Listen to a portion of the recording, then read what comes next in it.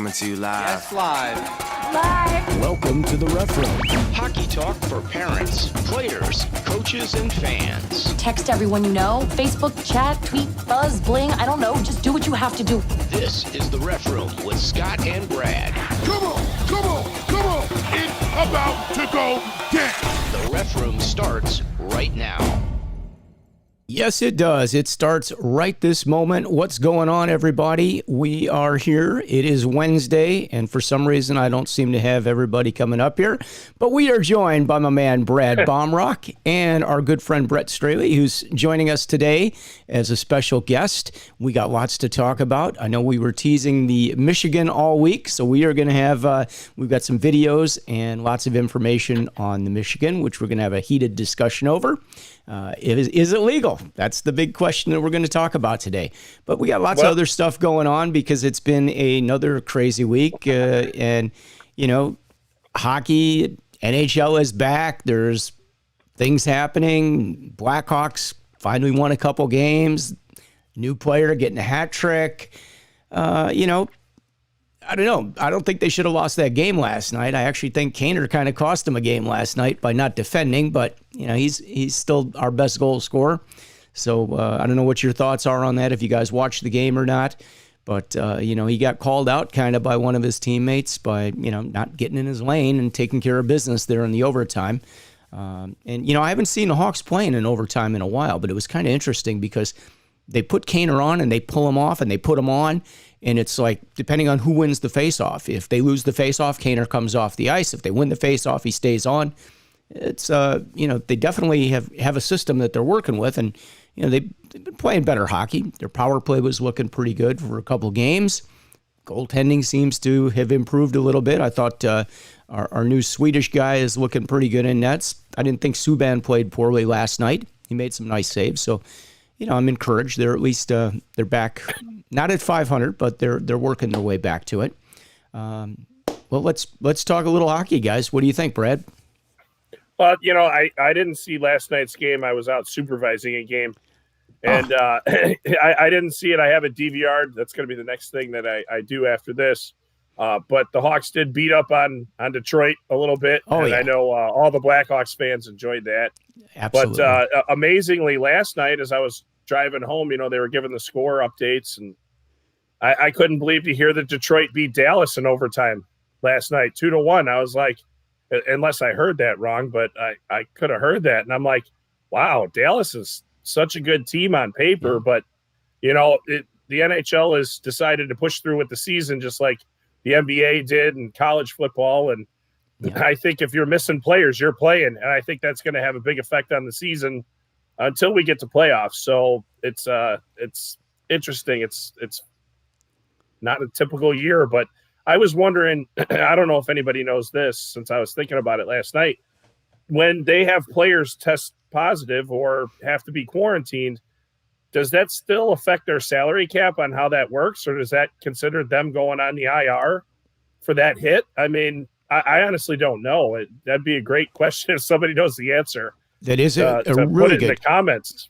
Good question. Because As a matter of fact, such a weird year. So last night, Pat Foley started going off on like all these different like protocols that they have to go through, which was very interesting, and it was lengthy. And some of the stuff that they have to do, like they get on the team airplane, so they have to keep a seat between each other, but only one guy can eat. They can only eat one at a time. So if you're hungry, you're sitting there telling the other guy, could you hurry up because I'd like to eat too. That is the protocol. Like only one person can take their mask off. On the bus, they have to stay in the same seat. They have to keep the same bus for the whole trip. Nothing changes. Like that's your bus. That's your seat. You don't move.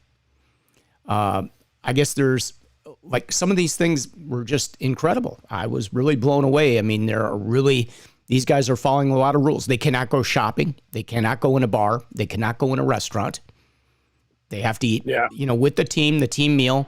You know, and then I heard today that Vegas, I guess, had one of the coaches test positive.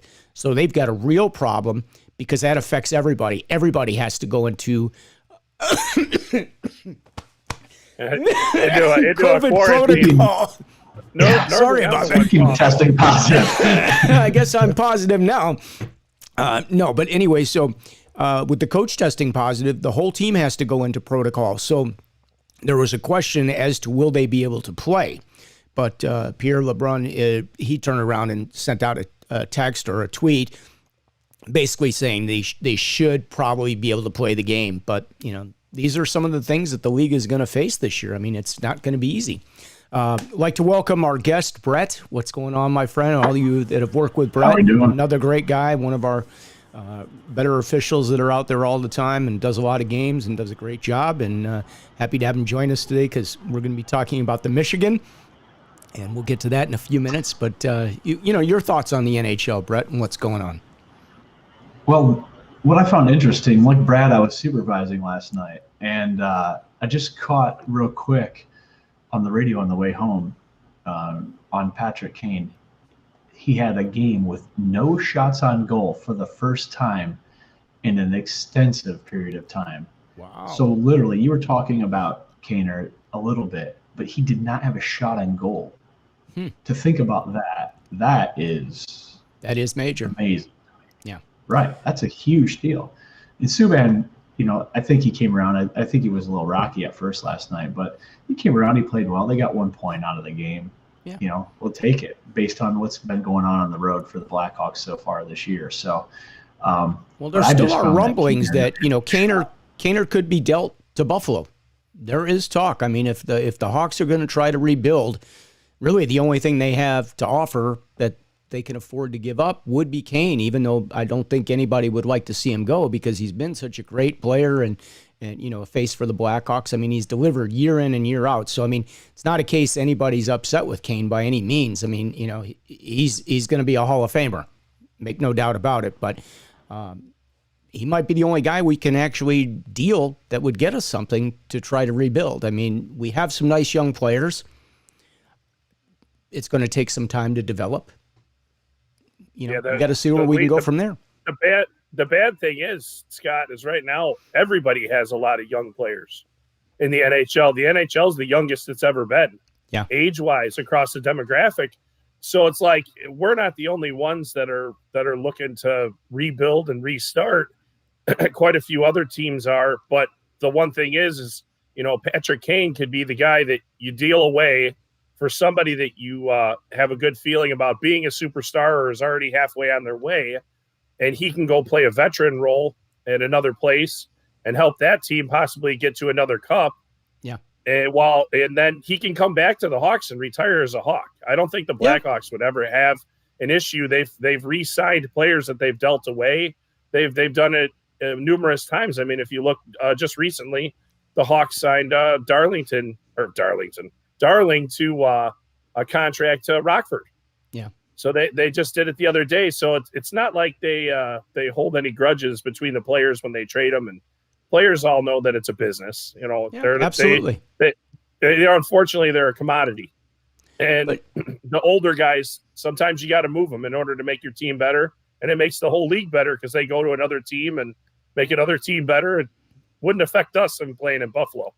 Well, there were a few players that I would have liked to have seen retire as a Blackhawk. I mean, if we look back, Doug Wilson became the general manager of San Jose, but I don't think he retired as a Blackhawk. Obviously, he'll probably retire as a Shark because of his relationship there. Roenick, I thought, should have always come back as a Hawk, and that never materialized. I don't think they left on good terms. That's my personal opinion. And, JR is if you've ever met him, he's actually a really great guy. He's got a lot of personality.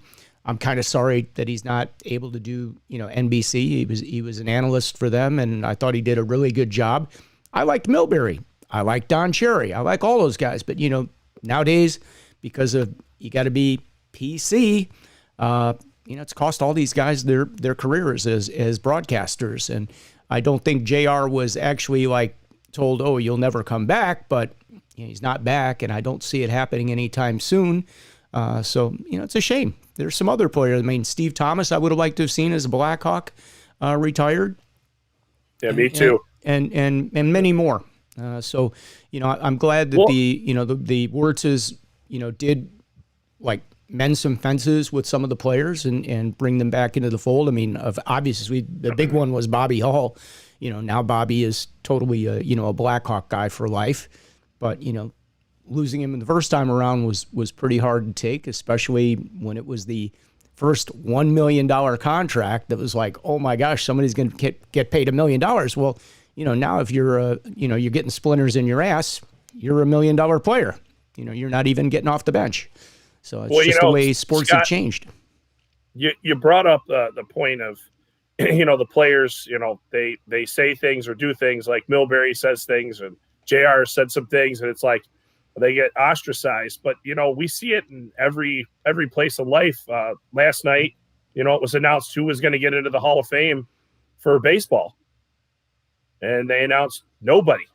Not one player is going to be inducted into the Hall of Fame this year. And Kurt Schilling's on there, Barry Bonds, and Roger Clemens. Now, Wow. mind you, they all are considered cheaters. I understand that. But Schilling's not really on that cheaters list. I never really proved anything with him, as far as I know. But he said a lot of things after his career that aren't sitting very well with a lot of people. And, he got, I think, 72% of the vote, and you need 75% to get in. It's just a reflection of where society is right now. Yeah, and we're definitely living in different times. I think it goes to that now these players know that it's a job. And then, the NHL has, before the players get started, as a rookie, you have to attend it's not a political, it's how to deal with the media. Like, yeah. They that's why a lot of their interviews, when you see them, we played our game today. Like, a lot of them sound the same. Yeah. Because they don't want them going out there and saying anything stupid that affects them later in life. No, all the leagues have been doing that for years. They train the players, and you have to train the players. These guys have not been in front of a camera. They don't understand, the repercussions, and they're fed the lines. I don't want to say they're fed the lines, but they are fed the lines as to what to say and how to handle things and what they can do, what they can't do, and it's just part of big business. I mean, they're protecting the brand. So I totally understand that. And, we were talking earlier off camera, we were talking about, like these people with their careers and one guy might be really good or it might be very loud, but, they test, like, if you're let's say you're a on-camera personality, broadcast or whatever, they do like focus groups and things that they bring people in the proper demographic that they are trying to attract. And they will test all these people, and they will ask all the questions. Is this person likable? Do you enjoy listening to them? Do you find them to be informative? Whatever.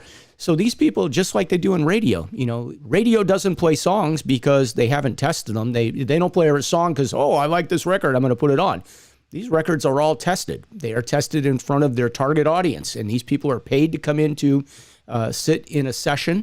And they play like song hooks for them to find out how well they have a meter. And you go, I like it, I don't like it, I like it, I don't like it, and it just flows. And then they go back and look at this information. It's the data. So everybody tests everything. And that's just the way this business operates. Hockey is a business, and, it's no different. So for all those broadcasters, that's how we end up getting them and liking them and keeping them or not keeping them, because you see some guys come in and they're gone fairly quickly. Watch the NHL channel. They have. Yeah, no, you're right. Those shows, like, they bring people in. I mean, so now all of a sudden, I think last week Babcock finally surfaced to talk about his run in Toronto. Well, that would lead me to believe that he's interested in returning to the game. That tells me he is probably getting ready to try to get back into coaching. He had his little break there. I don't think it went very well. I think they thought he was going to be the savior for Toronto and get him a cup, and it really didn't work out at all. But now he's got to come out and he's got to work the system in order to try to get back in. And there was a big discussion about businesses just in general, how they could learn from the NFL and the NHL and all, because you have a cluster of coaches, and the coaches are, if you notice, they come in, they go out, but they stay. you don't see a lot of new NHL coaches coming in, okay? Jeremy was working in Rockford, so he moved up to the NHL. But you look at the Tortorellas that have bounced around from team to team. Peter Laviolette has gone from team to team. I mean, we can just go down the list. You know, I like Tortorella, by the way. Personal note. Okay, but I'm just saying. So they all stay there, and they learn from their experience. You know, NFL, same thing. You know, Andy, whatever his name is at Kansas City, you know, in and out from Philadelphia. The Philadelphia coach, I mean, he won a Super Bowl 2 years ago. He's already been fired. He'll end up at another. They just recycle and they learn. But that's something that the average person at a job doesn't really get the opportunity to do. Let's say, you know, you're somebody in radio, even like myself or whatever. If you're out of the gig, you've got to go to a different market and you move around. But in most people's jobs, if they weren't successful for some reason and they had a situation, they don't get to come back in that same position. It's like they're gone. Their career is over. Unlike sports, where sports, this was a really interesting conversation I heard, and I actually agree with them. I think people do learn from these positions. But anyway, let's keep going because we still have to talk about the Michigan today. I want to get to that. And for those of you that don't know what the Michigan is, it's the lacrosse move. I know all you guys that watch the show all the time know about it because you may have seen it actually in one of the games. And the big question is it legal or is it illegal? So do you want to kick it off? Because, Brad, this is something you are really passionate about. I don't think – well, the number one thing is right now in the game it's legal. So, you know, we may – you know, it's interesting to watch. You know, funny is – you know, I've been reffing so long and playing so long. I had never seen anybody do it live until a couple weeks ago. And the kid did it and pulled it off. And I was like, wow. I'm like, you know, I knew what it was, but I had never seen it. And I'm like, then I started to think about it. I'm like, well, you know, okay, there's Scott's It's Wednesday. phone. It's Wednesday. It blows up. Sorry, Scotty. Sorry. Turn my phone off. Scott, there's a little button right What is that for? It just turns it on to vibrate. It's almost. So I had never. Not the insurance plug, but the Progressive commercials. No, we all have this. We have the silent features on the side of our phone here. Do you want me to help you park the car? So this player pulls it off, and I'm like, well, you know, okay, but you know, when we start to talk about USA Hockey, you know, the NHL, they have to keep the puck contact below the crossbar. USA Hockey, it's below the shoulder. I mean, so if you really potentially think about it, a guy could bring it up to his shoulder height and put it back down. And should that be legal? That was the point that I think we're trying to make here. Should it be legal in possibly like the NHL? Let's not even debate the NHL because those guys are in their own category. The NCAA, they're in their own category. But should it be legal for the everyday, you know, USA Hockey player that they play with the high stick at the shoulder? See, so let's look at a few of these. So technically, if we were talking shoulder, I'm looking at this picture on the left of Carolina. I'm guessing that the tip of his stick was above his shoulder. Now, for those of you, if you're not familiar with how the rule works, and we get questioned on this all the time in USA Hockey, at the amateur level, players don't realize that if the toe of their stick, I don't know if you can see where the goalie's face mask is on the left picture, but the toe of his stick is above his shoulder. You see the shoulder is dropped down there? So it doesn't matter what part of the stick a puck would hit that, it would be stick above the shoulder. And I'm not making a point on the Michigan. The Michigan thing, I totally get. He's below the crossbar, totally legal in the NHL. But, right. Well, in the high stick point that you're making, Scott, it happens the most to where a player, let's say they have their hands up in front of their chest and they have a separation between the stick and the stick is up above their shoulder, like, let's say 2 or 3 feet. Well, if a puck is shot and it hits him between their two hands in USA Hockey, that's considered a high stick. Right. So and that's a safety issue because the players are so many different sizes. That's why they make it the shoulder because a mite, you know, that's only 4 feet tall is as tall as the net. So they don't want them, with the stick up in the air, flailing around, and then somebody gets their eye poked out, even though they're wearing full cages. But it's just a safety issue, and to try and make at least a way for officials to make a determination, because a lot of guys, if you said to them at center ice, well, where's 4 feet? They'd look at you and go, what? Yeah. Well, a good tip for you guys, just so everybody knows. The crossbar is 4 feet. Right. Well, this is the crossbar is 4 feet, but also the end boards are almost 4 feet as well. So you can look around the rink and check it out, because a lot of the glass starts. Yeah, it's when you look at it, it's decently close. I mean, but it depends. Some of them are real short, but some of them are approximately 4 feet. Somebody told me that. Look at it, and if it's way above those boards, then you got to think about 4 feet. And I'm like, well, I just think about the net anyways. And they're like, oh, you got it, but it's another way to look at it in case you're far away. And I'm like, all right. I thought the boards were about 3.5 feet personally. That's kind of what I observed. Maybe they're a little bit more than that, but I've never, even when we pick a net up and put it up there, the crossbar is above those boards all the time. So, that's why it's a good indicator. If it's above those boards, you got to start thinking about it. That's the point I'm making. So just so you know. Very cool. I like that. That's a good. Let's see. I think we had a video.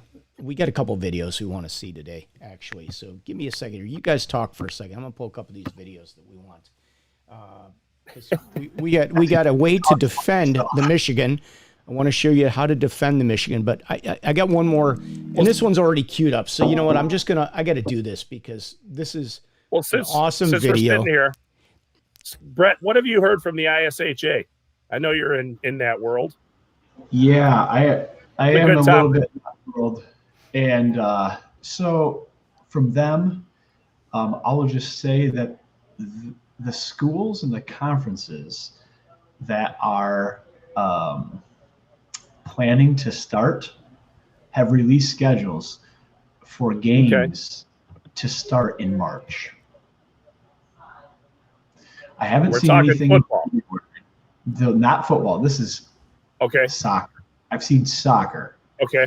All right. Football, I haven't heard much about, but I have seen boys and girls soccer schedules start to come out. So they are publishing them, and the latest I heard from a group of assigners is they're acting like everything's going to be on full boat going forward.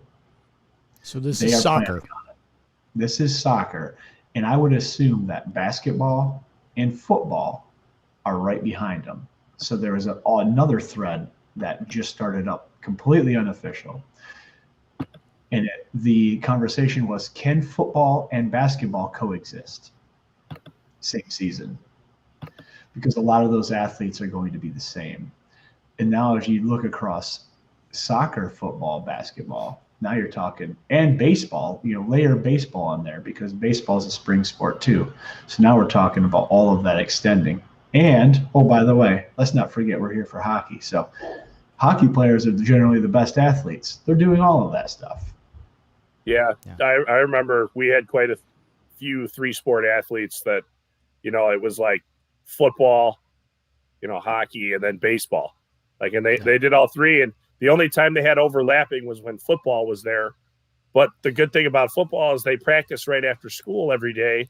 And hockey was late enough, so these poor guys they'd go play football for 2 hours and get beaten up, and then they'd have to come to hockey practice and get beaten up on top of it. And it's like, I don't know how you're doing it, man. And sometimes by the end of it, they'd look just completely wiped out as high schoolers. And, I don't know about you guys, but I remember being in high school and I never wanted to go to sleep. I wasn't ever tired until I played a hockey tournament all weekend, and I was exhausted. I couldn't imagine practicing football 5 days a week and having hockey practice and playing football game and then playing hockey games on the weekend. I mean, that's a lot. Big commitment for those athletes that were that much into it. I don't know where many of those guys found time to study.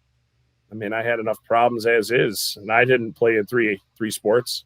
So, but it's a different world, and you're right. I don't know how they can coexist. I didn't think of that. It's an excellent point. Because those guys do play in multiple sports. Yeah, it's going to be tricky. The whole thing, the restarting, needs a plan unto its own, and I just don't know how this is going to work. Well, what are you hearing, even if you Brad? think about it, what about field schedules?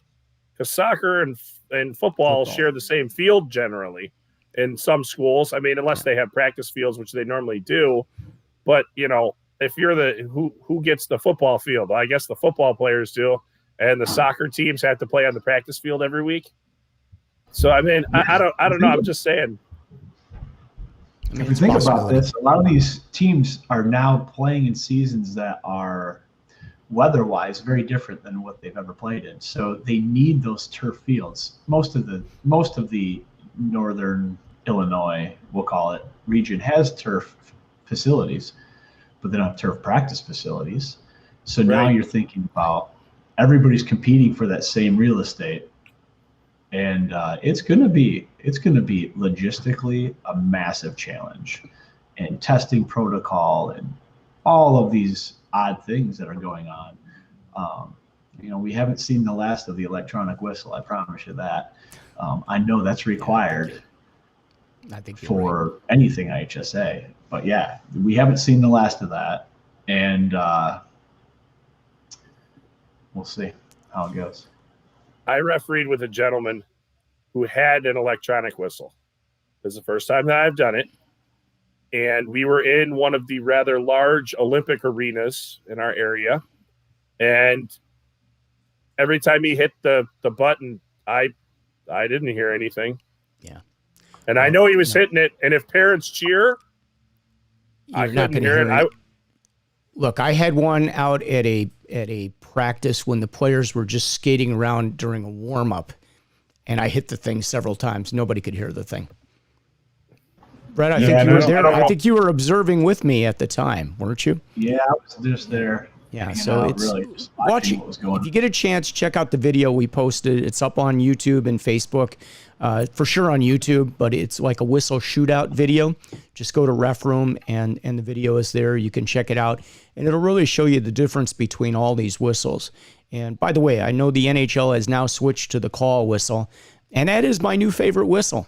I put a Thunderer on the other day, brand new one, the black one, to test out, and I like the call. It's so much easier to use, and if you have to put a gator on or something, it sounds great. It works very well. So that's my new favorite. I hate to say I'm changing and I'm getting away from the standards that we like so much, but that's what I like now.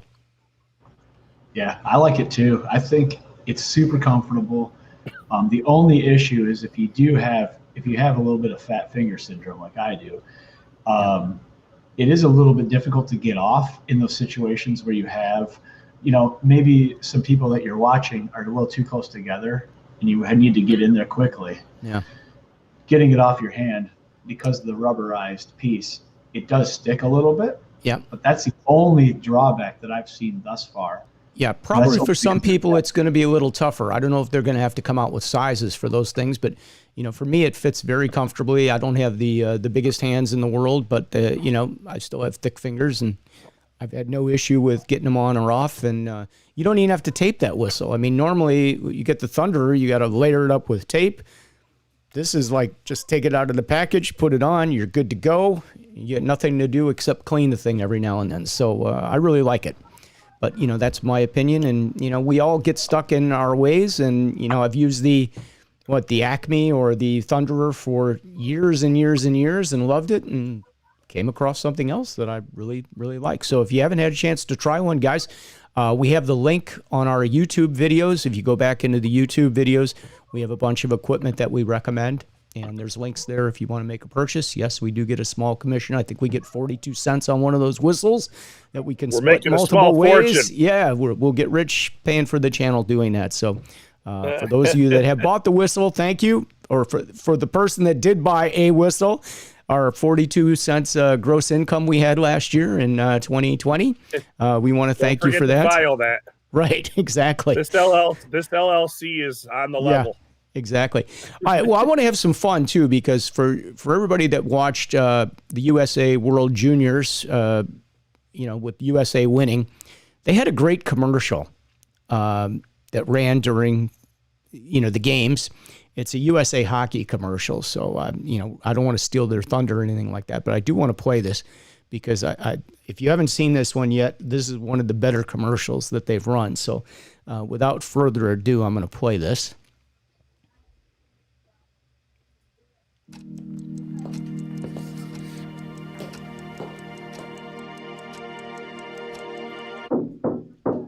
Come on. You know the answer. You studied for this. Come on. Timmy. Come on, Timmy. You got this, son. Pencil, some paper. Focus. Come on, Timmy. Focus. Focus. Take the puck. There you go. Skate. Skate. Pass it. You call that a pass? What are you doing? You missed the puck. Come on. Yeah, I'm sorry. I just really like that one a lot. That's so like hockey. That's like the posters that USA Hockey released many years ago, and one, their claymation guys. Sorry. They're claymations, and it's all about. It's just for the parents. There were 3 of them. One, the parent has clearly thrown a coffee cup out on the ice and is screaming at the officials. The other one, 2 of the claymations are like fist fighting each other. And then I forget what the third one was, but I'm like, whoever thought of it, props to them. Yeah. Because, it's funny because we get videos all the time of stuff like this happening. And it just amazes me because, I go watch my kids and we have, there's people out there and they're banging on the glass. And I'm like, I don't get it. Like, I think I'm too neutral. Like, I want my kids to win and have a good time and score goals and have fun. But I think I'm just so set in the referee way. I'm so neutral that it's even tough for me. Am I happy if my kids win? Absolutely, I'm happy. But am I yelling and screaming and going crazy? I don't know. I don't think it's something I'll do. Yeah. Maybe in my future I'll do it, but it hasn't happened yet. But, I guess it's different things. But, that video makes an excellent point. You wouldn't do it at school. You wouldn't come in. It's just like saying to a coach, come on, little Johnny, you studied for this. You got this. Well, it's like saying to a coach that's screaming at you, you want me to come to work tomorrow and I'll yell at you? Like, is there somebody at your job screaming at you over your desk the entire time? No, Then shut up. Like, no offense. Like, I don't understand it. Like, I mean, the officials are going to take some abuse. I'm sorry to tell everybody that. Because it's a competitive game and it's a high emotion game, and people are very invested in it. The parents especially, and I love all the parents that are coming out to everything, and we're seeing everything. But we're supervising these contests, and let's face the facts: 90% of it's not the players. They're happy to be out there to play either way. It's to appease the parents that are wanting to see their kids play and they want to hang out with the other parents. And it's a social experience from everybody's aspect. The parents, the players, the coaches. Yeah. Players and coaches want to play. Yeah, they really do. Could they care less that the parents are in the building? You know what? I supervised a lot with no parents in the building, and I had quite a few coaches go, wow, this is really nice. Like, we can have some fun today. I don't have to worry about getting yelled at afterwards. They're like, they don't know how much little Johnny sat on the bench versus played, the kids are well behaved. I'm like, and then I had one game, we go in there and it's a local high school, and they have students that are not well behaved in the stands ever. First game that they're playing, these students are up there. Right away, the opposing team scores. They're F you, you're S shithead. They're yelling everything you can think. And I'm like, it's like 6 seconds into the game. And I'm like, I'm not dealing with this today. They've got 9 months of hostility built up in them. Right. They have to let it out. well, the funny part about it is I turned around and I went, hey, I go, do you know how much these people are paying for these guys to play hockey right now and they haven't seen them? I go, the rink will have no issues removing everybody from here right now, I'm sure. So I think you're going to knock it off. And this dad puts his hand up and he goes, thank you so much. I appreciate it. Like, the parents, they miss it. And I hate that, you were going to have some of these parents that are going to ruin it at these rinks because they're not going to just eject one person, I think, at this point, when they're limiting who's coming into the building and all that. So just a warning for people going out there, Well, behave during yourselves. a observation period the other night, we had some people tapping on the glass behind, the practice goalie that was in there. And one of the players asked me if we could remove those people. And I said, why? Didn't you miss that for 9 months? And he goes, yeah, I guess I did. I said, okay, we'll just leave them there. Don't worry about it. Because So I think this is a great conversation, because if we think back just a couple of weeks ago, I think it was Ron Francis who was on a popular hockey podcast that said he didn't ever really appreciate the impact of fans within the buildings. And maybe we covered this, or maybe you guys covered this on a previous show. I can't remember, but if we think about it in the NHL arena, and we think about it in that, let's just say like Brad's high school situation, the reaction of the players, even at the lower levels, be it mite, squirt, high school, or pro, is so impacted by what's happening off the rink. We never really understood it until now, I don't think. And I think it's just massive. The way that people react. I mean, some of the problems that we have out there as officials is a direct result of somebody wanting to puff their chest out because their buddy or their girlfriend or their parents or their uncle. Their girlfriend. Girlfriend, right? A girlfriend. There's 90% they wanted to show how cool they are. Yeah. And next thing Right. you know, they're in the room by themselves, counting pucks for practice. Getting undressed. Right. That's right. And now wanna you say- can't even send them to the showers. So say- they're not allowed to use the shower. Right. You can't Those are send them to the capped shower. off. You got to send them home. Yeah. They got to dress outside, put their skate guards on, and come in. So, you see some players that don't even dress in the locker room. They dress in like a corner of the building. Just, it's different. Want to say hello to some people. Chris joining us. We've got Brian saying hello.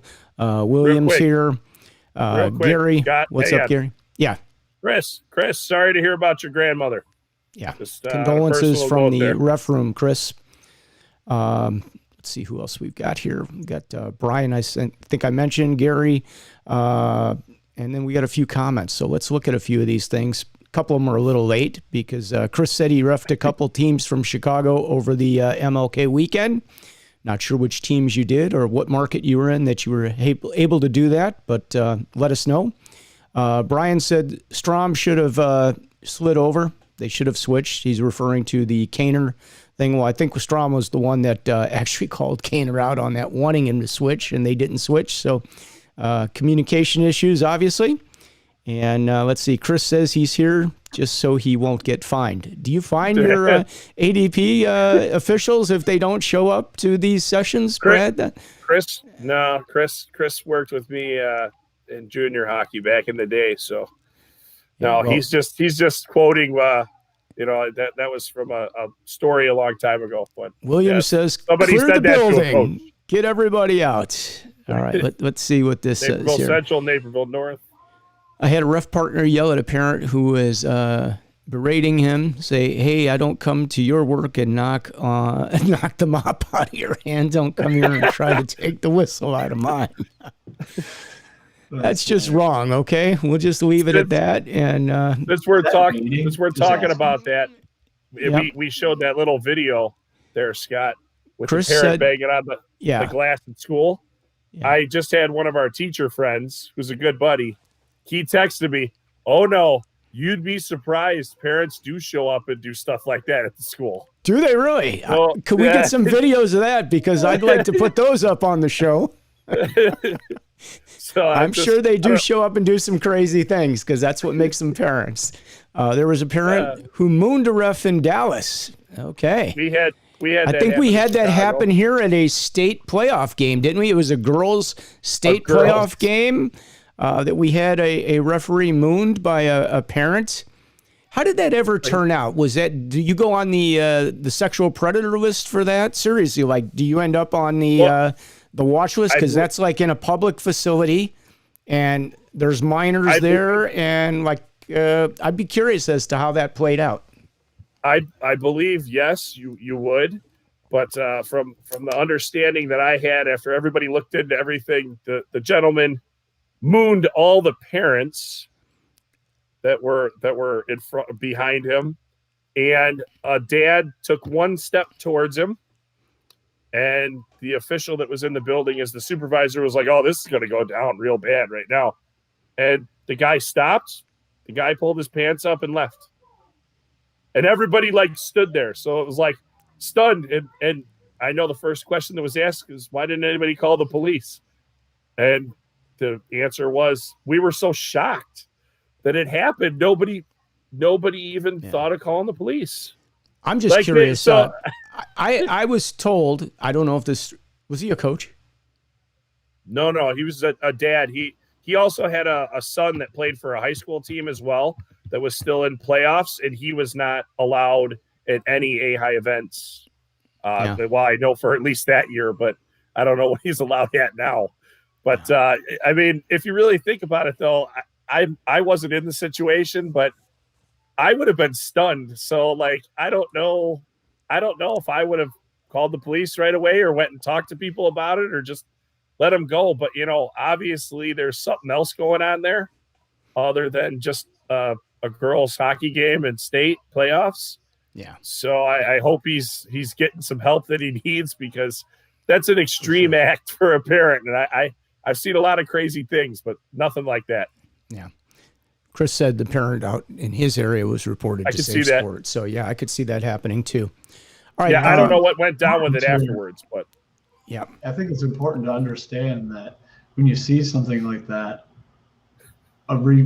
just go back to your Safe Sport protocols that you watch in your refresher to understand your mandatory reporting responsibility. Yeah, if Tony, you do have something like that happen, report it to someone. Yeah, you need to. Tony, we got to say hello to Tony. Tony is recovering. He was injured in a hockey game, and hopefully he will be back soon. Finally got a chance to watch one live. Most are after the fact on YouTube.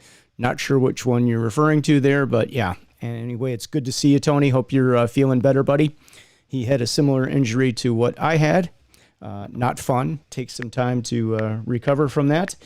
I do want to show one other thing. So while we were on the subject of the Michigan, for those of you that don't know how to defend, we have a video that shows how to defend the Michigan, and I think you'll enjoy this. So let's pop this up here real quickly. So what do? Is you go buy bigger shoulder pads? I think I just kind of gave that away. Give me a second here. That's not what we wanted. That was not the right one.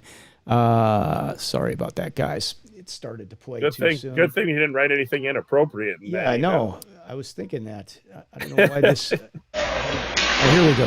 All right, here we go. Let's see if this works now. You gotta wait till it starts over.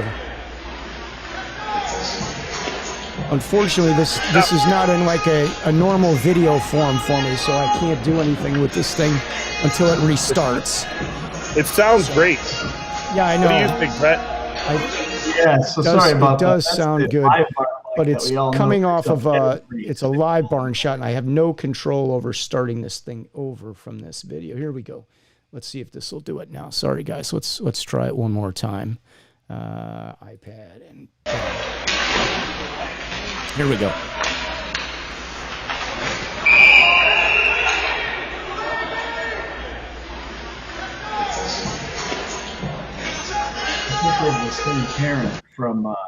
So the way to defend that apparently is to have the goaltender remove the net as he sees the guy go down to pick the puck up. So that is the new way to defend against that. And of course, you guys know what the appropriate call is when the goaltender removes the net for no reason. Well, after I stop laughing, I'd say, well, you better put somebody in the box. You know what? That I got to give the kid credit. He found a loophole. I mean, they're going to serve a 2-minute penalty, but what are the odds that guy's going to get another chance to do that again? I mean, Right. It's smart. I mean, it's right. definitely a penalty, but Absolutely. Very rare that we see that, but yeah. Chris says, let's play face-off. Last play face-off. Last play face-off. Last play face-off. Maybe. Oh. He said he loved the music. Yeah, so okay. On that one, I think the referee in that one was a little bit stunned and was so proud of the goalie for finding a way to defend it. Yeah. He gave him. I think he gave him a little bit of leeway on that one, even after some consultation from the linesman on that one. Yeah, he did put somebody in the box, ultimately, I do believe. I think he did make the right call. Let's see. This is from Michael Novak. He says, taking net off looks like a Dornick beer league move. If you don't know Dornick, he's a referee. And is he a goaltender also? Yes. Okay. Yes, he is. There you have it. Played for NIU. Okay, very cool. All right, something else we kind of wanted to talk about today. I know time is moving here pretty quickly. It is moving. But something that, collectively we have talked about a lot, especially lately in supervising or observing some of these practices and things, and that is players taking face-offs. Coaches, if you're out there listening, if you want to improve your team, the fastest way to improve your team, and I can't believe you don't call these guys out on it, but you have so many centers that do not even know how to line up for a face-off or how to take a face-off and what to do once they're there. And we see it day in and day out, over and over. You got three lines of guys that still don't know how to take a face-off. Like, at some point, when do you, pull your centers aside and teach them what to do at a face-off circle and practice? Do you practice a buck with a bucket of pucks and dropping pucks between the centers? Because you need to be doing that. You got guys that come into the circle that have no idea as to what they're doing there. All they're doing is slapping at the puck. They don't know where to put their sticks. And if you're a coach or you're a player, there's a circle out there like that, and there's two little half moons in there. Your stick is supposed to go down and touch one of those half moons. The sticks are supposed to be apart. I mean, they could be like this, but as long as they're in the half moon, you tell guys to square them and they move their sticks to the outside. It's like they don't even know where they're supposed to be. That's their position. If you're the center, USA Hockey wants the centers taking the faceoffs. But what do you do when you got centers that don't even know the position to take the faceoff? They don't want the refs going, new center. That's not what USA Hockey wants. They want you to give them a delay of game instead. But the fact of the matter is, these guys aren't prepared. They don't know what to do when they get there. And I think your teams would improve dramatically if you actually sent a center in that knew his job when he got there.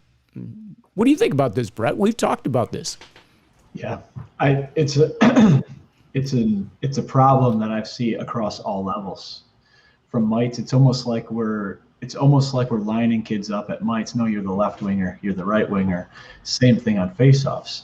How many times have we been out there where we have them get your feet in the hooks and put your stick on the white, and they take their stick and they put it to the left or the right side of the faceoff dot.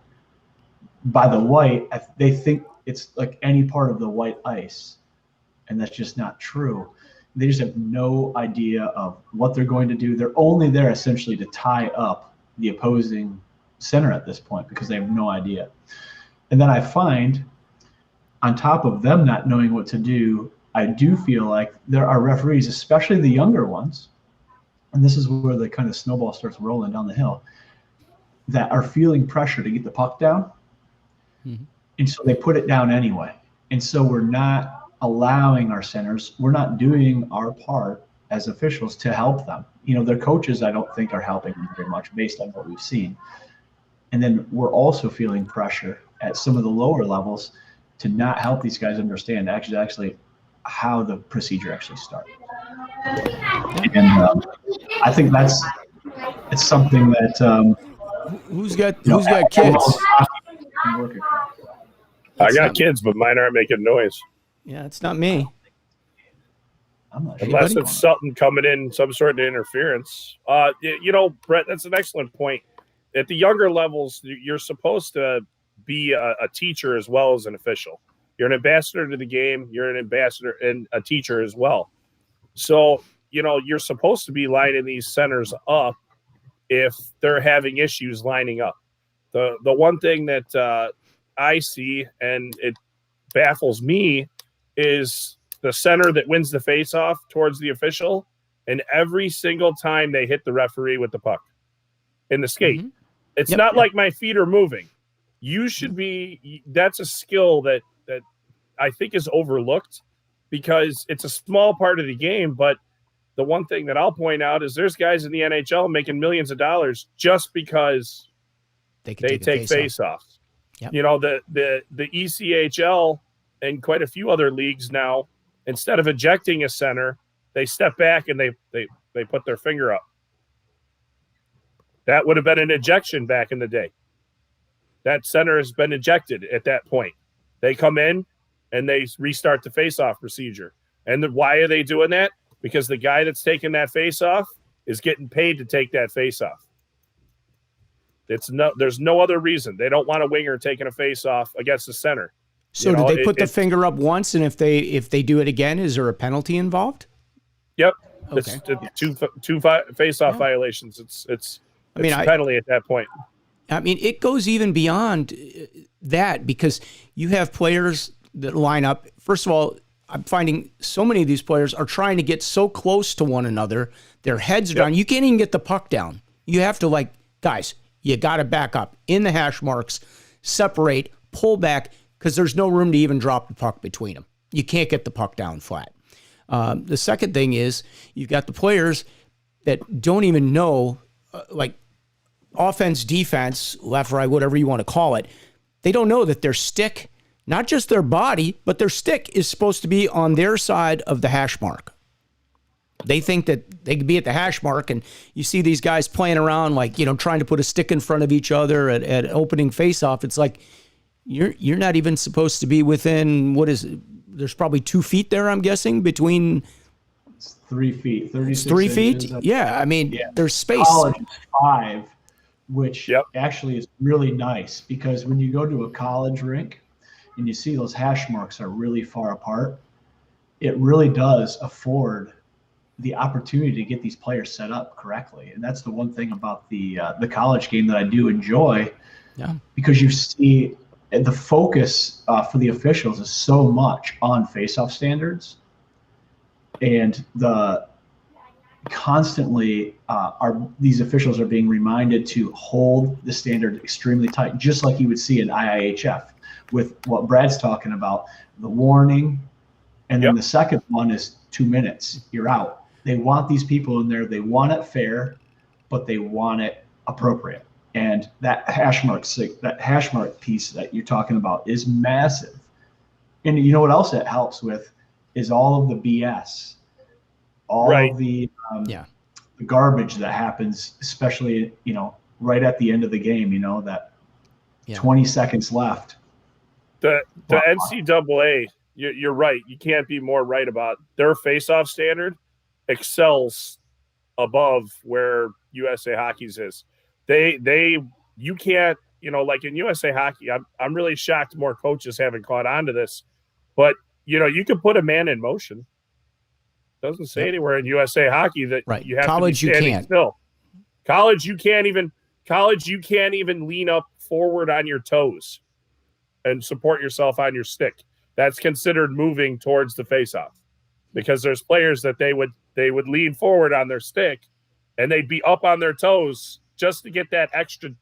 I mean, what are they gaining? 6 inches? But you know what? In a game of inches, it can mean a lot. So the NCAA, their standard is so high. That's basically the videos you get.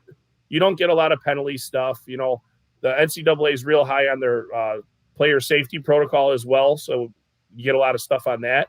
But their face-off standard is so high. The staffs, they use the videos as training. It's not to call anybody out or anything like that. But they will point you out. If you're not following the standard, they will. And the players at those levels, if they catch on, it's immediate how fast they are cheating and how far they'll cheat at that point. So, get them in, get the puck down, keep them clean. And, the extra space in the college levels is great. It cleans up the game too. So the face-off comes out clean. Then the player going to get it's not being held or hooked by a guy as he's trying to get away. It makes for some more interesting plays coming off the face-offs. But, I think that's a good change. I think the NCAA's got that right in that aspect of the face-offs. And don't be surprised. I've said this a couple of years now. A lot of people say, oh, yeah, right. The NCAA is taking the puck out of the referees' hands. The referees do not drop the puck anymore, just the linesmen do. Wait, I can bet you eventually they will have one person. I know the idea has been floated. They're going to drop all the face-offs. Well, that's what the NHL is looking at, aren't they? They're looking at one person's going to drop the puck. That's it. Well, so it's consistent. The one thing I'll tell you is with the NHL normally follows the NCAA. So they conform a lot normally. Like a lot of the times the new rule implementation that they can put in. Yeah. Thank you very much. But they follow the NCAA, the hybrid icing. Followed NCAA. Once the NCAA adopts it, that's when the NHL really looks at it. I mean, they've done some things over the years. When I was a kid, I remember they played an entire year of the American Hockey League with a blue line that was 2 feet wide in order to give another foot in the zone. And I'm not going to lie, looking at it, it looked just awful. And after further evaluation, they said, this idea doesn't work, so we'll walk away from it. But just so everybody knows, a lot of the time, a lot of things we see in the upper levels in the NHL, it starts at the NCAA. They follow that because guess what? That's where their players are coming from. Yeah. A lot of their players are coming from there. Well, I've heard.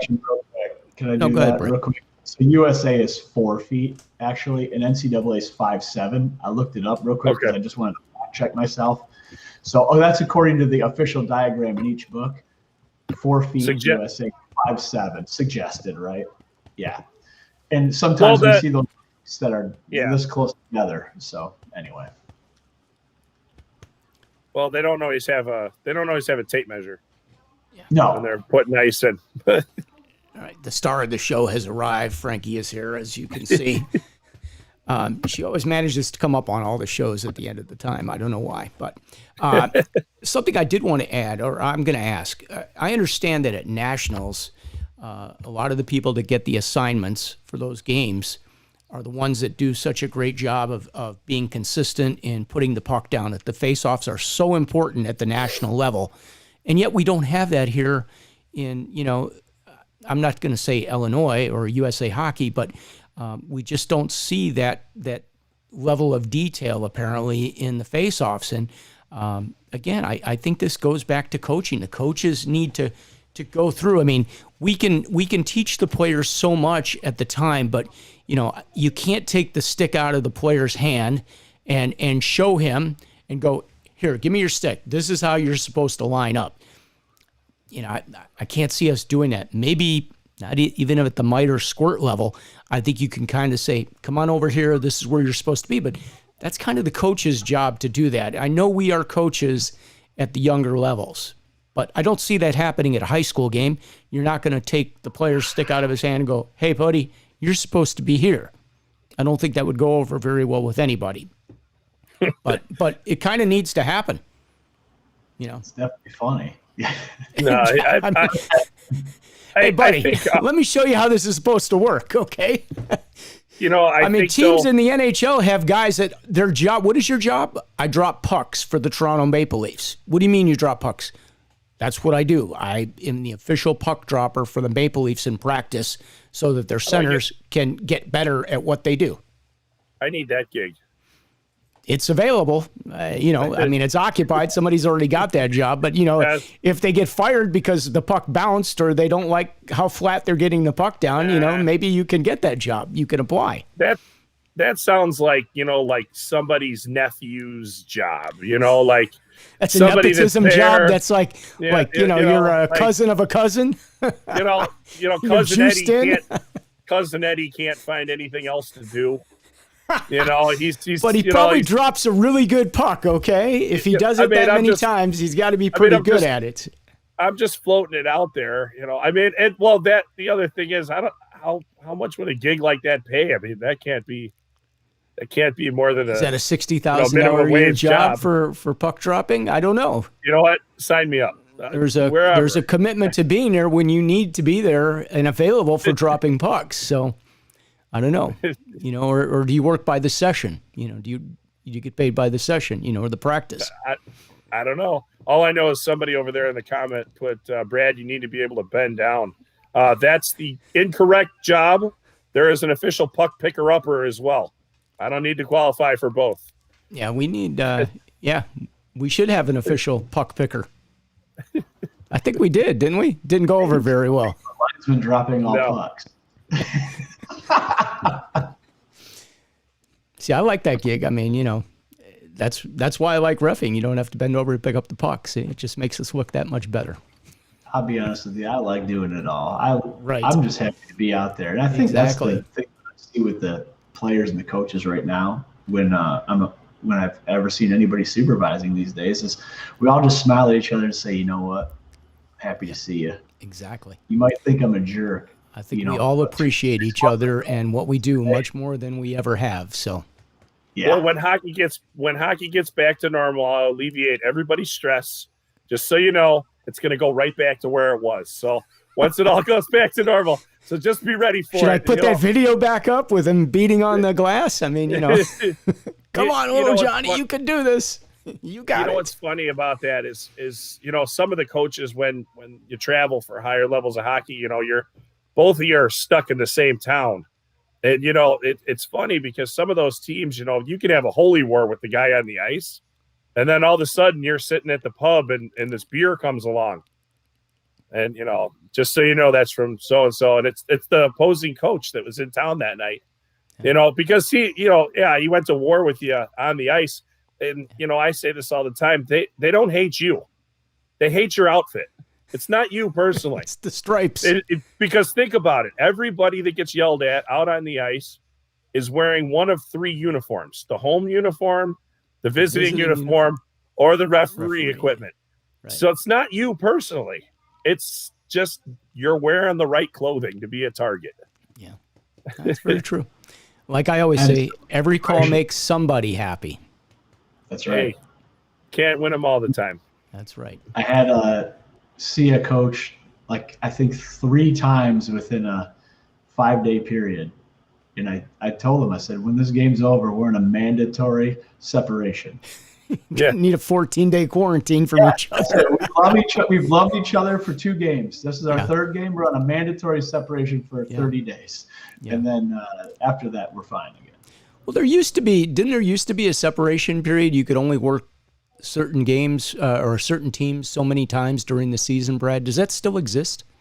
They try to uphold all that because number one, not only do they get tired of you, number two, no offense, none of the coaches that I like a lot, even I get tired of listening to you too, because a lot of coaches they do the stories same are the same.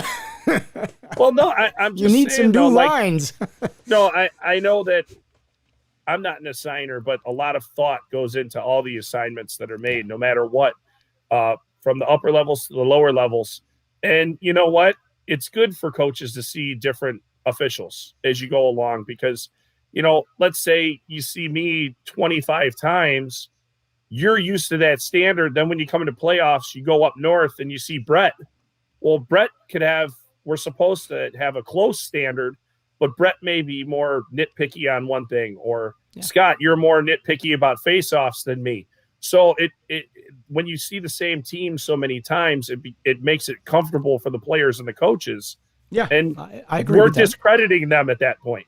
Yeah. They need to see different officials, and they need to have that a variety to keep them on their toes. Plus, they might appreciate us the next time we show up. Yeah, well, that could be possible too. But it's just, I get what you're saying, and I know that they try with all that, but there's been times where I've been reffing Friday and Saturday, and I'll have the same coach Friday and Saturday, and then that same team will play Saturday night, and it'll be a melee, and they're supposed to play the same team the next morning, and all of a sudden I'm on the other side at Seven Bridges or wherever I'm at, and there's two rinks, same level. And all of a sudden, because the same guy is supposed to referee the next morning, they flip you. And you're basically at the same time. You might have a 10-minute difference, half-hour difference, but they flip you. And the only reason is because after you had a long night the night before, even though I saw him the 2 days before, there were no issue. The 2 times before, there were no issues. Well, let's just kind of form a separation again. It's not good for the coaches. It's not good for the referee. They're not just looking out for the teams. They're looking out for us too. Yeah. No, I know they have a method to their madness, and it works. So I don't question it. I mean, they do a great job with it. The fact that they can get the number of games scheduled that they do in a normal season is just amazing to me. And especially when we see these tournaments come in, the CCM World Invite, and you got thousands of games taking place over a weekend, and the logistics of getting people, because you're not going to stay in the same spot for all 6 games. You're going to move from location to location, at least probably most of you are going to go to at least 2 locations. And the logistics of being able to get there and be on time and have enough leeway if traffic is bad or a game runs over. It's amazing. It really is. A lot of credit to the guys that do that. So, and we thank you for your hard work. And there's a number of them that do it. So I give them credit. And then also I give the officials credit that work multiple games throughout a weekend, because I do it all the time. Referees go from rink to rink to rink. And a lot of people lose that in translation. Yeah, it's your first game of the day. Well, I've already been yelled at for 3 games. Yeah. I might not be in the best of mood, but that's our part of our job is to separate from that.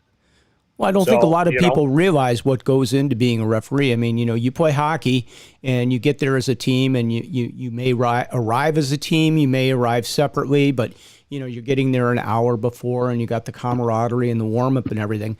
The referees, you may be coming from one rink and going to the next. You may be in a traffic jam. There may have been an accident on the expressway, and you're trying to beat the clock to get there. Referees work very hard and very diligent moving around. They don't have the most luxurious facilities in most of these rinks. I mean, some are better than others, obviously. Some, at least you have a sink or a restroom or a shower. A lot of them don't. A lot of them are just a broom closet, guys. And if you haven't been a referee and you haven't seen the conditions that some of the refs are subjected to, you would probably be very surprised. And you would probably have a lot more respect for these guys with what they do and trying to get from point A to point B. And, for those of you that are not aware of it, if you're a non-referee or whatever, if you miss a game during the course of a season, what are the repercussions, Brad? Because I think there's a fine involved. It ends up costing you a game fee. It also eliminates you from the possibility of working a state tournament game. There's all kinds of things that come into play here. And yes, you will see a referee arrive 5 or 10 minutes late at some games. He's coming from another rink. The Zamboni could have broken down at the other rink, and that's why he's late, and he's feeling the pressure, not because it's his fault. The game could have gone to overtime. The game prior to that could have had an injury that resulted in the ice slot being backed up. I mean, all these things take place all weekend long or all week long, and, you still expect to see the 2 referees or 4 referees, whatever the system is, on time at these locations. And I don't think people that are, coaches or players or parents really understand what is involved in the logistics of getting to these games to take care of making sure that they have the officials there. The worst feeling in the world is as an official, and there's 2 reasons I say this, is number 1, you're driving through a blizzard to get to the rink. Number 2 is you're running late because of that blizzard. And then here's the absolute worst feeling. Number 3, I get to the rink is closed, they canceled the game. I'm late, so I'm already rattled that I'm late. I had to drive through a blizzard, and now I got to the rink, and you canceled the game, and you didn't Nobody even bothered to call you. Yeah. And believe me, it happens more than you think, people. And it happens more than you think. And it's not due to the assigners in that case ever. They don't know. They haven't been notified. But the rinks or the teams don't notify anybody, and it's not right. And, you've done all this work and you've traveled, and and the parents like, oh, but you still get paid. Nobody's getting rich doing this. This is out of passion, love, and give back. And I don't think people really understand that. I mean, referees do this because they really love the sport. They love the game that they enjoy being around. And it's a continuation for some of us, and for others, it's an extension of what they're already doing and playing and enjoying. But there is definitely a lack of respect there. And then, then you always get the parent, like on the canceled game, one just has to say, oh, but you're still getting paid. Okay, buddy, whatever. And you do see that. It's unfortunate, but that's how we're viewed sometimes. So it's tough, not easy. Yeah, it's a lot of times it's about the money. They just think as long as there's some kind of cash changing hands, everything's fine. That's really not the case. Yeah. But to Brad's point, I had a similar situation really recently of, you're trying to go somewhere. It normally takes you an hour to get there.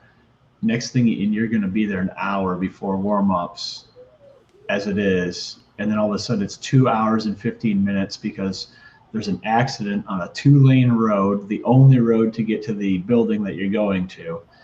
And the referee's in the room, and the other linesman is 8 cars in front of you. Yep. Not a good situation. I'll tell you what, anxiety, and that's talking about what you bring to the rink, man. What you bring to the rink, people don't know. Just the anxiety of disappointment, of being late, of having to talk to the assigner, having to talk to the site manager, whoever it is, about that situation brings a whole bunch of other stuff that people don't realize. And it impacts things. But that's a bad feeling. You're running from one rink to the next, and all of a sudden the interstate just got shut down because there's an accident. You're looking at the clock going, oh my gosh. Now you got to call the scheduler and go, hey, I just need to make you aware I'm en route. The interstate is closed at this point. And, you do enough games, it will happen at some point. That's just the way it is. Mm-hmm. So, so hats off to all you guys that get from point A to point B and work those hundreds of games a year, because I don't think anybody really knows what it takes to do that and get up early. And, you come home late from a late night tournament game or a men's league game, and then you get up and you got a 7 o'clock start in the morning, and you need to be there a half hour before, and you're going on very little sleep. You might be going, you know how it is after you come home from a game. You don't go right to sleep. Any of the players will tell you they got to stay up for an hour and a half, 2 hours to unwind. Mm-hmm. It's no different for a referee. Referee doesn't go, oh, yeah, I finished that 11:30 game, came right home, went right to bed, fell right asleep, had a great night's sleep. No, you had to sit up for an hour, hour and a half. And who knows, you may have even had to do paperwork when you got home from your ride back in that hour and a half trying to calm down. And now you got to be up at the crack of dawn. So a lot of times the refs are going on 4 hours of sleep if they're lucky. With the elimination or with the invention of the smartphone, Scott, I have completely eliminated doing paperwork at my house. I get in the car, I start the car, I lock the doors because I don't want somebody ripping me out of the car, and I fill out my report right there. Yeah, I fill it out right in the parking lot, and I'm done. Yeah, that's it. So, but I get what you're saying with paperwork. You might have something going on. But, you're right. It's a time commitment both ways. And then, we're gone a lot. I'm at the rink so much. My wife refers to herself as the hockey widow during the hockey season because I'm at the rink either skating, watching an official, evaluating an official, or even, worse, afterwards, you get done with a game at 7:30, but you're with your 2 buddies. Where are you going? You're going to get a pop. That's what you're doing. And that's just human nature because at that point you're working a full-time job and refereeing. You got to have some sort of socialism. I'm pretty sure the 3 of us are out probably 5 to 6 nights a week during the regular normal season, maybe more. Yeah. During the peak months, you're lucky if you get 1 night off in 2 weeks. Yep. And some of these days, the Saturdays or Sundays can be 18-hour days. You may be in 4 or 5 different buildings trying to knock out 6 games. So I don't think people do know the dedication that it takes to do this. And you know, I am the master of catnaps. yeah, you and me both. I survived working all those years playing on 5 teams with that hour and a half power nap after work. Yep. It works really well. All right, guys. Well, the time has escaped us as it always does. I want to thank everybody for joining us today. Special thanks to Brett for coming in and providing a couple of those videos for us. Thanks for that, Brett. And I hope you guys learned something about the Michigan today. If you didn't know, yes, it is legal as long as the stick is under the shoulder. So if you have the miter, the squirt player in USA Hockey that has to pick it up above their shoulder to tuck it in the top corner, that would be an illegal goal because it would be stick above the shoulder. And where does the faceoff go for a stick above the shoulder?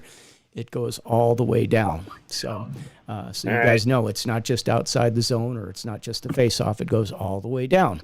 One of the mortar, you can crush little Johnny from behind and the faceoff goes to the neutral zone. But if you touch the puck with the stick above the shoulder, it's going all the way down. So yeah, I think that's something that they're looking at changing. Yeah, that was in the proposed rules, and we missed it. But shout out to Mason Spaeth. I missed it as it came up. So hey, Mason, what's up?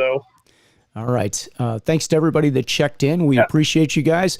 If you have any ideas for shows or something you'd like to have us discuss on the show or even want to join us, let us know. You can hit us, Ref Room Scott or Ref Room Brad. And, you know. And our email does work. Ask Brett. It does. Yeah, it does. Brett sends us stuff all the time. Hey, and we appreciate it too. I appreciate you guys doing this because, like you said, I mean, the reason I think that you guys are doing this is to do what we can't do right now. Yeah. And that's hang out and talk. Our plan has always been to continue doing this, and it would just be that much easier if everything would open up because we'd have all these great situations to talk about. You know, when you guys work over the weekend, there's going to be something crazy that you're going to want to discuss. So this is the place to do it, and it's an opportunity for coaches. You got a question about a call that was made at your game? Come on. Put a comment in. We'd be happy to cover that stuff. I mean, we look at the comments. We go through stuff. So it's a good spot. If you're a player and you don't understand something, hit us up. Come on the show. We'll talk about it. This show is for everybody. It's even for the parents. You got an issue? Got an issue with the referees? We'd love to hear about it. You know, we'd look forward to hearing about it. So you know what? Also, all parents, I invite you.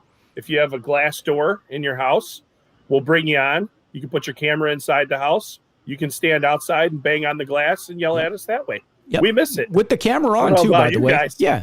Get the little suction cup and put it right behind the goal and then bang on the glass. That's how we like it. All right. All right. Everybody have a great week. Any last comments? Brett, anything you want to say before we go? Just thanks. Thanks for having me. And thanks for doing this every week. Thanks for what you do, my friend. I think we're going to start to see some more stuff, Scott. Just on a side note here. I don't know if anybody saw Governor Cuomo said Tier 1 sports can play in New York as of February 1st. That was the other day. I don't know if you saw that. That was 2 days ago. I think I saw that. Tier 1 is, are we talking Tier 1 is in AAA or is that Tier 1, Tier 2 like Central States? Or are we talking the sporting recommendations? Itself. Okay. I'm just trying to clear that up. Ultimate Frisbee is going to be dynamite in the snow. Okay. Because remember, you have it, ladies and gentlemen. There's a prediction. Ultimate Frisbee will reopen February 1st in New York. In New York. The state of New York. The city of New York. Which is it? It'd be the state of New York. Okay. They're ready to go there in Buffalo. Right, cool. I'm just pointing it out there because of how ridiculous when they came out with those tierings and I saw Ultimate Frisbee. I'm on there. I'm like, I don't even know anybody that plays Ultimate Frisbee. What are you talking about? The better question is, what is Ultimate Frisbee? It's a game where it's like football, but you can only take 3 steps or 2 steps after you catch the Frisbee. Then you have to throw it. I remember playing it. Sounds like something Frankie, my dog, and I would play at the park. Except for Frankie's moving, right? Yes. Yes. And when she wants me to throw the Frisbee, she'll give it to me because otherwise you're not getting it back from her. Right, Frankie? All right. Well, all right, guys. We'll see you next Wednesday, noon Central Time, right here, Chicago time, noon. And all the replays are up. Ref Room. So it's YouTube/C for channel/Ref Room. Get us on Facebook. Get us on Twitch. And don't forget, when you're watching on Twitch, we have all those very cool features. So when you subscribe or you follow us or anything, you get to see some pretty cool animated graphics. So check that out if you will. And we'll see you next Wednesday. Behalf of everybody here at the Ref Room, thank you all for joining us. Have a great week. Our extensive staff. Yes, our extensive staff. All our producers and coffee fetchers and all that good stuff. All right, we'll see you guys. Have a good week, everybody. Stay safe.